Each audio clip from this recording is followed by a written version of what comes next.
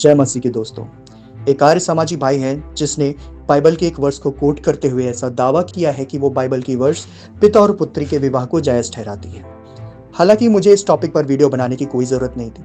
सभी मसीह इस वर्ष से भली भांति परिचित हैं, लेकिन एक तुलनात्मक अध्ययन जरूर कर लेते हैं कि बाइबल क्या सिखाती है और सत्यार्थ प्रकाश क्या सिखाती है। जब बात बाइबल की हो रही है तो बात सत्यार्थ प्रकाश की भी जरूर होगी। चलिए पहले इस वर्ष को देख लेते हैं। पहला कुरिन्थियों 7वां अध्याय उसकी 36वीं और 38वीं आयत। हालांकि मसीह लोग इस वर्ष के बारे में बखूबी जानते हैं, लेकिन आज का हमारा अध्ययन विशेषकर उन लोगों के लिए है जो गैर मसीही है। इस वर्ष का अर्थ समझना कोई रॉकेट साइंस नहीं है। एक व्यक्ति जिसे पढ़ना अच्छे से आता है वो पढ़ के भी इसका अर्थ निकाल सकता है, लेकिन जब बात आर्य समाजियों की आती है तो हम उनसे कैसे एक्सपेक्ट कर सकते हैं कि जो नॉर्मल सी बात जो आम आदमी पढ़ करके समझ सकता है उसे वो कितना टिपिकल बना देते हैं। हालांकि उनके खुद के सत्यार्थ प्रकाश में इतनी गंदी और भद्दी बातें लिखी गई हैं कि एक सभ्य समाज के सामने अगर वो बातें रख दी जाए तो उन्हें कोई एक्सेप्ट नहीं करेगा। ये खुद उन वर्सेस को अपनी बहन और बेटियों के सामने पढ़ने से घबराते हैं। 36वीं आयत में पौलुस एक पिता के कर्तव्यों को समझाते हुए लिखता है, यदि कोई मनुष्य यह सोचता है कि वह अपनी कुमारी के प्रति अनुचित व्यवहार कर रहा है। ग्रीक जो न्यू टेस्टामेंट की ओरिजिनल लैंग्वेज है उसमें कुवारी के लिए पार्थेनॉन शब्द का इस्तेमाल किया गया है, जिसका अर्थ यह है कि उसकी किसी पुरुष से बात चल रही है विवाह के लिए। अब यहाँ पे आगे वो लिखता है, यदि वह उसकी यौवनावस्था में है और ऐसा करना जरूरी लगता है तो वह जो चाहे वह करे, पाप नहीं करता। उन्हें विवाह करना चाहिए। ऐसी स्थिति में अगर वो कोई स्त्री जो है वो किसी पुरुष से इंगेज्ड है, वो विवाह करना चाहती है और वो अपनी यौवनावस्था में भी है, तो उसे पिता का कर्तव्य है कि वो उससे विवाह करा दे। आयत में वो लिखता है, लेकिन जो मनुष्य अपने मन में ठान लेता है और कोई आवश्यकता नहीं देखता बल्कि अपनी इच्छा को नियंत्रित कर सकता है और अपने मन में निश्चय करता है कि वह अपनी कुमारी को नहीं ब्याहेगा, तो वह भी अच्छा करता है। दोनों ही आयत में पिता के कर्तव्यों को बताया गया है कि किन स्थिति में उसे अपनी पुत्री का विवाह करना चाहिए और किस स्थिति में नहीं। यदि वो करना चाहे विवाह और अगर उसकी स्त्री तैयार हो किसी से विवाह करने के लिए तो उसे अपने घर में बिठाने की जरूरत नहीं है, वो विवाह कर सकता है। लेकिन अगर वो चाहता है कि उसकी स्त्री ने अविवाहित रहने का ठाना है तो वो उसे घर में रख सकता है, इसमें कोई बात नहीं। कुल मिलाकर के ये सारी बातें पवित्रता के लिए हैं, परंतु इसका ये बिल्कुल अर्थ नहीं है कि पिता को अपनी पुत्री से शादी कर लेनी चाहिए। जो लोग पहला कुरिन्थियों 7:36 से 38वीं आयत को पिता पुत्री की शादी से जोड़ते हैं, वे ऐसा जानबूझ करके करते हैं। उनको भी पता है कि ये आयत क्या कह रही है। उनका उद्देश्य बाइबल के प्रति दुष्प्रचार फैलाना होता है, ताकि जो प्रभु यीशु मसीह का सुसमाचार है जब वो गैर मसीह लोगों तक पहुंचे वे उसे एक्सेप्ट ना करें और उससे दूरी बना लें। आइए देखते हैं यहाँ पे मूल ग्रीक टेक्स्ट में पार्थेनोस शब्द का प्रयोग किया गया है, जो कुंवारी या विवाहित युवती को दर्शाता है। यहाँ पर उस स्त्री के लिए जो उस पुरुष से मंगनी में बंधी है, ना कि उसकी बेटी। पिता पुत्री के संदर्भ में इसे जोड़ना भाषाई और सांस्कृतिक रूप से बिल्कुल गलत है। मसीह धर्म में और यहूदी परंपरा में भी जो न्यू टेस्टामेंट का आधार माना जाता है, इंसेंट, जिसका अर्थ निकट संबंधियों से विवाह होता है, पूरी तरीके से घृणित माना जाता है। इसे हम लोग लेविटिकस 18 चैप्टर के 6 से लेकर के 20 वर्ष तक पढ़ सकते हैं। उनमें से कुछ अंश इस प्रकार है, तुम में से कोई अपनी किसी निकट कुटुंबिनी का तन उगाड़ने को उसके पास ना जाए। मैं यहोवा हूँ। अपनी माता का तन जो तुम्हारे पिता का तन है ना उगाड़ना, वह तो तुम्हारी माता है, इसलिए तुम उसका तन ना उगाड़ना। अपनी सौतेली माता का भी तन ना उगाड़ना, वह तो तुम्हारे पिता ही का तन है। अपनी बहन चाहे सगी हो चाहे सौतेली हो, चाहे वह घर में उत्पन्न हुई हो चाहे बाहर, उसका तन ना उगाड़ना। अपनी पोती या अपनी नातिन का तन ना उगाड़ना, उसकी देह तो मानो तुम्हारी ही है। आगे जो वर्ष हम पढ़ने जा रहे हैं उसे थोड़ा याद रखिएगा।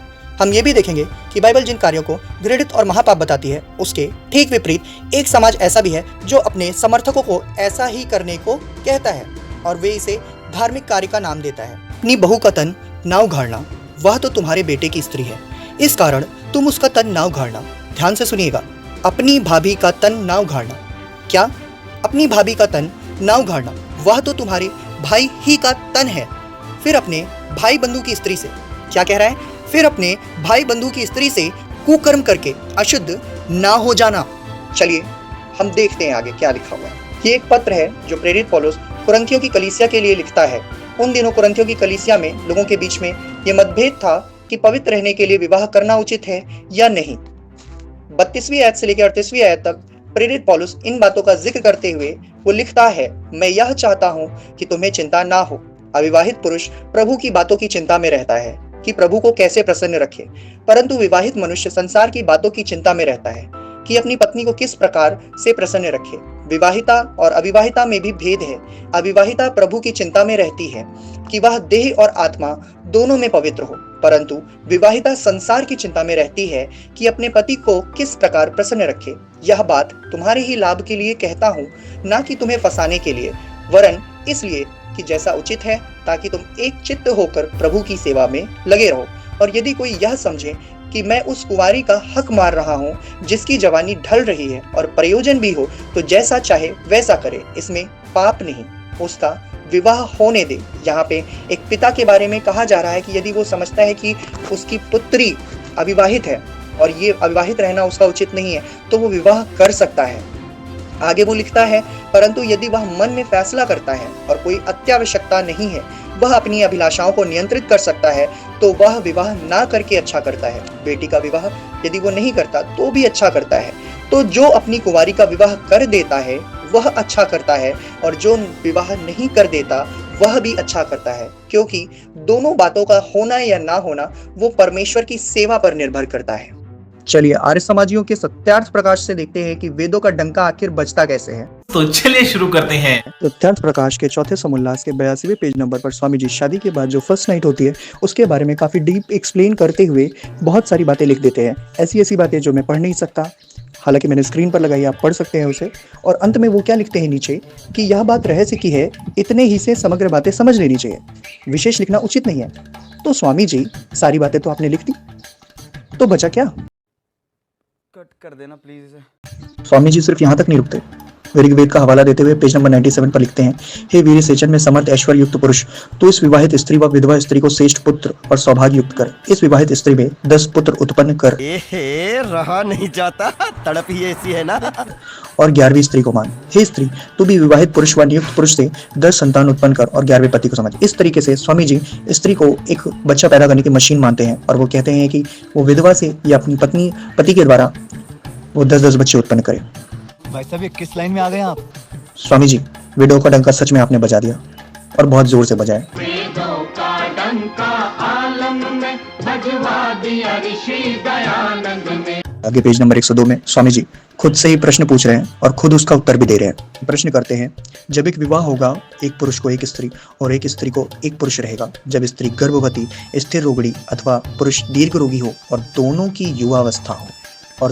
युवावस्था हो, रहा ना जाए, तो फिर क्या करे? Good question.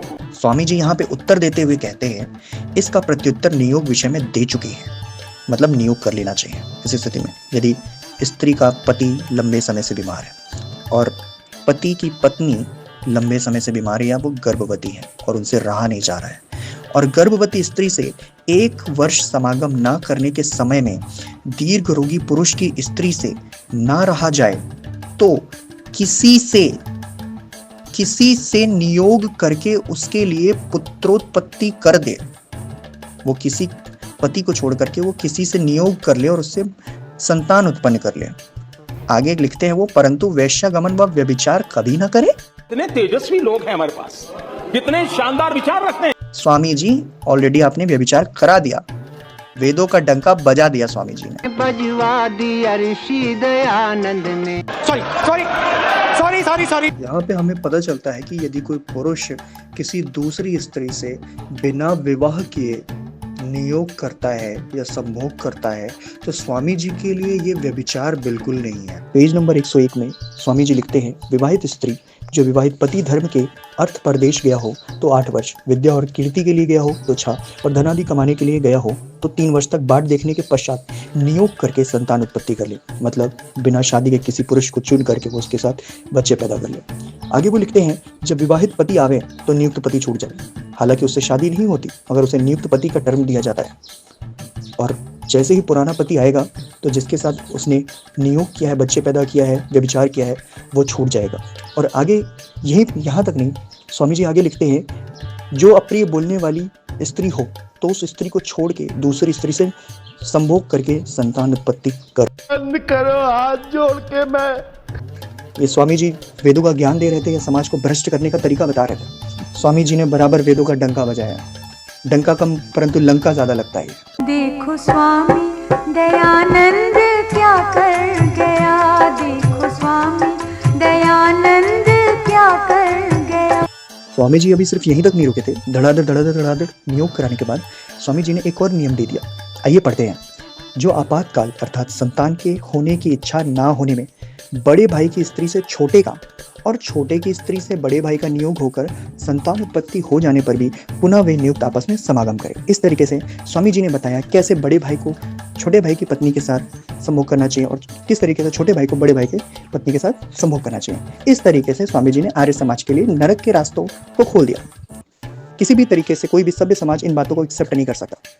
स्वामी जी ने डंका इस तरीके से बजाया और आज हमने देखा कि डंका बजता कैसे है। अंत में मैं स्वामी जी के लिए सिर्फ यही कहना चाहूँगा, स्वामी जी वेदों का डंका बजा दिया। दोस्तों अंत में मैं बस इतना कहना चाहूँगा, जैसा कि हमने टारगेट रखा था 125 का, तो हमारा अगला टारगेट है 175 सब्सक्राइबर का। जैसे ही आप 175 सब्सक्राइबर कर दोगे तो हम अपनी वीडियो अपलोड कर देंगे। हमने तो अपनी एडिटिंग और सारी चीज़ें कंप्लीट कर ली मेहनत से, और आप लोग भी अब थोड़ा हमें सपोर्ट कीजिएगा। तो ठीक है दोस्तों, मिलते हैं किसी नए वीडियो में। ज़्यादा से ज़्यादा शेयर कीजिएगा और इस वीडियो को ज़्यादा से ज़्यादा शेयर कीजिएगा ताकि सभी को सच्चाई पता चले, और ऐसे ही वीडियोज़ के लिए सब्सक्राइब करें हमारे इस चैनल फैथ रिस्पॉन्स को।